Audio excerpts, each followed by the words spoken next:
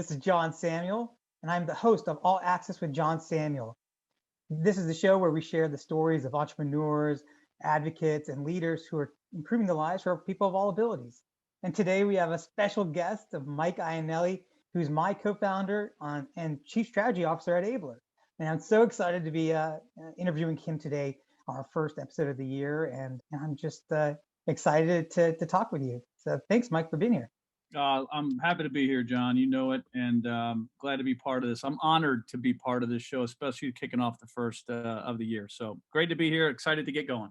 No, awesome. You know, the reason I thought that we'd start the year just kind of talking with you is that Ablr, we launched just a few months ago, and we've learned so much in just the last 2 months. And as we go into 2021, it's a huge year for us. We really want to spread the word and raise awareness. And I thought it was fitting to have you on because your story and how we met and how you really have become an advocate for the disability community, even though you don't have a disability yourself. And I'd love to just kind of hear and learn about your experience as we created the joint venture and what you learned and what are the takeaways and what are you advocating for as a result. Well, yeah, there's a lot there, and I don't think we have enough time to cover how much I've learned because it's been a tremendous amount, John, and you know firsthand. I mean, from starting the entire web, Ablr360.com, and getting a true sense of, I came from an agency background and client side. I've been building websites and launching marketing campaigns and running analytics for 20 years, but I've never been exposed to until 6 to 9 months ago, what true accessibility and usability meant. And, obviously working with our team of folks, our analysts that have disabilities, working with you very closely. And then when we went through our entire brand development exercise and web exercise, I really was very naive to what it took to actually, not only identify violations, but what did it mean to remediate them? How do we validate them? And the sheer amount of effort, from my perspective, I was just, again, like a lot of the folks we were talking to, are just thinking, well, if I have my alt tags in place and I have the right contrast, and I'm trying to do the basics, then it's okay. And I think what we're learning is there is a huge gap in awareness.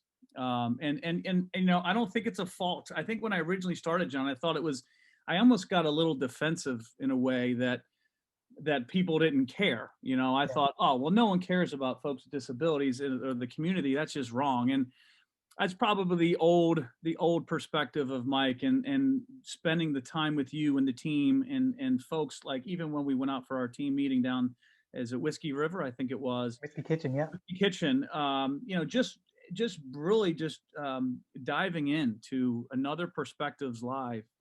And it was absolutely eye-opening to me because I tried to rush Kevin the whole time, right? Like, come on, we got to get this done. This is not that big of a deal. And now I look at it as, it really is about an equal playing field, and the fact that today that we're not providing experiences for folks that have impairments or disabilities, and it's almost like this very selfish, like it's not affecting me, so why do I have to care? And as we talk to hundreds and thousands of people, it's not about they don't care. It's actually the opposite. They do care. They're just not aware of it.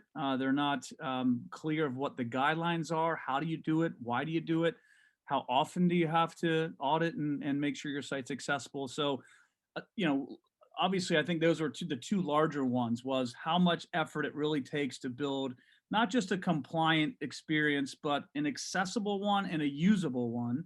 And that's an effort and a commitment. And frankly, it should be, what we're driving for, when we talk about mission, is it's really about instituting best practices, just like we do with SEO, just like we do with CMS, but it should be accessibility should be number one in every digital asset that's being developed. It should be thought of the first thing it should be thought of. And so it's fantastic for me personally to be, to experience that and to be part of it. Yeah. Yeah. I remember when we had that, we were discussing it when you mentioned the Kevin situation, and we were talking about the website design and the kind of, not the drama between the developer and the accessibility team, but there was that aha moment It where was. you got it. And I thought that experience was really the game-changing moment, that pivotal moment in our startup history where you really, I know you understood the need for accessibility. You got the, what we were trying to build, but that there was that pivotal moment that you changed. And what does that mean for you? And how have you kind of taken that aha moment and now spread it to the people you're talking to? Well, in a lot of ways, John, I mean, you and I have talked a lot. I mean, we've come together, over the last year. And I think as friends, as partners, and as, community advocates and folks. And that aha moment, I remember very clear. I came into this project and this joint venture from a completely different perspective. I came into it as an agency veteran, a data guy, a branding guy, and I'm going to produce something and build something that's going to be amazing and fun.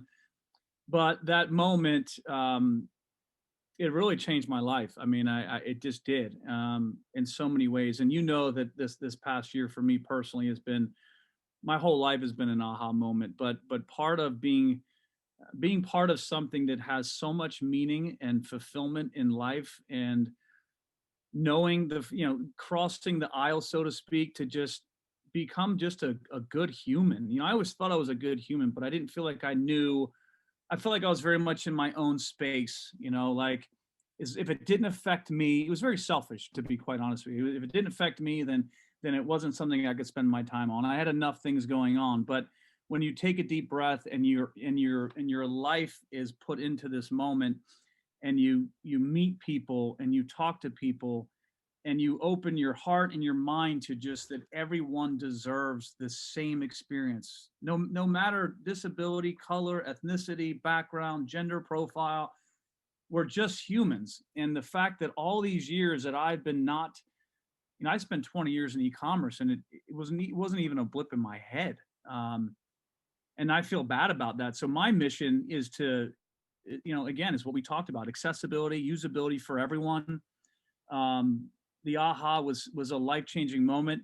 Everything in my life changed. And the way I speak to people, the way I communicate, the way I talk to my children, the way I overcome objections, the way I think of my daily life, the way I drive, the way I shop, the way I purchase, everything. And I think being part of this experience with Abler, and I think why you're seeing Abler, the success of Abler, is it's not about, we're a business, right? So we have to obviously pay our team salaries and grow our business. But at the end of the day, it's business second, right? It's mission first. And that is something that I've never been able to say in my professional career. And it's something I'm honored to be part of. That's awesome. You know, you talked about that 20-year history in e-commerce and your experience working in agencies. So, what is one thing you would like to tell agencies about uh, why and how they should be including accessibility in their offerings? Well, I think that the biggest thing again is, think about more than yourself and more than the profit. Think about changing the world, because the agencies and web development companies, all the businesses out there that are on the front lines with clients and brands, I believe they have a responsibility to change the world, right? And so, as you know, as our Able Ally program that we're trying to build is, if they're truly on the front lines with 50, 60, 70, 100 clients, they have a higher likelihood of supporting our mission of changing the world faster. So one at a time is great for us, right? There's an honor when we bring on accounts and we partner with accounts and we just feel this connection together. But an agency might be able to raise awareness and generate a lot more impact for the community by, instead of us doing one at a time, we might be able to do 10, 15, 20.